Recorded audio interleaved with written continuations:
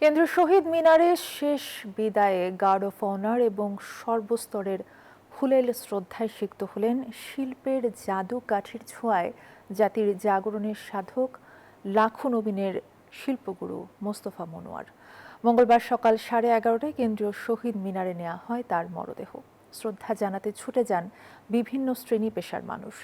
শ্রদ্ধা জানাতে যাওয়া ভক্ত অনুরাগীরা জানান, হয়তো আর কোনো পুতুল তার স্পর্শে প্রাণ পাবে না, ক্যানভাসে উঠবে না নতুন কোনো রঙের বিষয়। তবে মোস্তফা মনোয়ার হারিয়ে যাবেন না, তিনি বেঁচে থাকবেন প্রতিটি শিশুর কল্পনায়, প্রতিটি শিল্পীর অনুপ্রেরণায়, প্রতিটি রঙের গল্পে। শিল্পী মোস্তফা মনোয়ারের মৃত্যুতে শিল্পাঙ্গনে অপূরণীয় ক্ষতি হয়েছে বলে মনে করেন বিশিষ্টজনরা। এর আগে তার দীর্ঘদিনের কর্মস্থল বাংলাদেশ টেলিভিশন বিটিভির প্রাঙ্গণে তার প্রথম নামাজের জানাজা অনুষ্ঠিত হয়।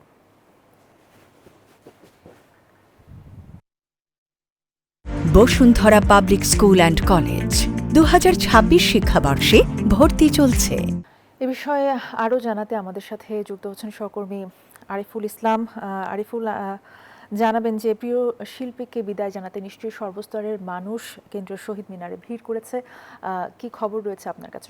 অর্থে আমি এই মুহূর্তে ঢাকা বিশ্ববিদ্যালয়ের চারুকলা অনুষদে রয়েছি। আর কিছুক্ষণ আগে চিত্রশিল্পী মোস্তফা মনোয়ারকে শেষ বিদায় জানিয়েছেন এখানকার শিক্ষার্থী এবং শিক্ষক এবং সাবেক যে শিক্ষার্থীরা এবং তার যে সহপাঠীরা ছিলেন, তারা সবাই তাকে শেষবারের মতো এখানে শ্রদ্ধাঞ্জলি দিয়েছেন।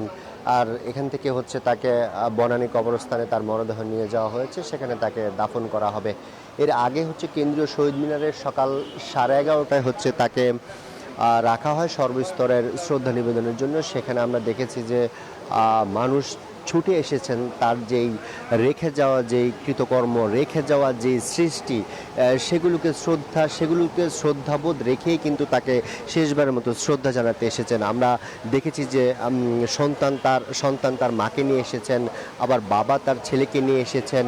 মূলত তার যেই শিশুদের নিয়ে তার যে ভাবনা, শিশুদের নিয়ে তার যে সৃষ্টি, বা আমরা যেটি জানি যে পুতুলের মাঝে যে কথা বলানোর যে চেষ্টা, এই যে তার যে সৃষ্টিগুলো রয়েছে, এই সৃষ্টির মধ্যে মূলত তাকে সম্মান জানানোর যেই মানুষের যে আগ্রহ, সেই আগ্রহ কিন্তু আমরা কেন্দ্রীয় শহীদ মিনারে দেখেছি। একই সাথে যারা এসেছেন তারা বলছেন যে তার কৃতকর্ম ভবিষ্যতের যেই প্রজন্ম রয়েছে সেই প্রজন্মকে ত্বরান্বিত করবে। একই সাথে সাংস্কৃতিক যে অঙ্গন রয়েছে সেই অঙ্গনের যে তার যে ভূমিকা, সেই ভূমিকারও কিন্তু প্রশংসা করেন তিনি।